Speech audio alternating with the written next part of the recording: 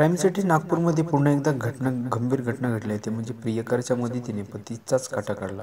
पाचपोली police ठाण्याअंतर्गत उघडकीस आलेल्या तरुणाच्या आत्महत्येला आता वेगळं वळण लागलं आहे. त्याच्या पत्नीनेच प्रियकराच्या मदतीने पतीचा खून केल्याची धक्कादायक प्रकार समोर आला आहे. गुन्हे शाखा पोलिसांनी या प्रकरणी खुनाचे कलम वाढवून प्रियकरास अटक देखील केली आहे. मनीषा पंकज अंबेरे वय वर्ष 30 आणि अरुण मिश्रा अशी आरोपीची नावे आहेत. पंकज चंद्रकांत अभोरे वय वर्ष 34 राहणार व्यंकटेश्वर नगर असे मृताचे नाव आहे. पंकज हा एका खाजगी कंपनीत पर्यवेक्षक म्हणून काम करीत होता. पत्नी मनीषासह फ्लॅटमध्ये राहत होता.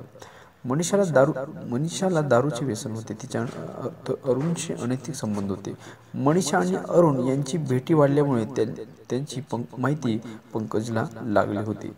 त्याने मनीषाची समजूत घालण्याचा प्रयत्न केला, पण अरुणने मनीषाच्या सांगण्यावरून पंकजची भेट घेऊ न व त्याला संपवण्याची धमकी दिली होती.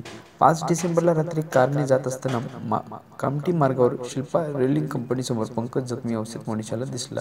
तिने डॉक्टरला अपघात झाल्याचे सांगितले, तर नातेवाईकांना पंकज नाल्यात पडल्याचे सांगितले. पोलिसांनी मात्र स्वतः डोक्यात दगड मारून आत्महत्या केल्याचे सांगितले. मनीषाच्या सांगण्यावरून पाचपोली पोलिसात प्रथम आत्महत्येचा गुन्हा नोंद केला. त्यानंतर मनीषाविरुद्ध आत्महत्येस प्रवृत्त करण्याचा गुन्हा दाखल केला व तिला अटकही केली आहे.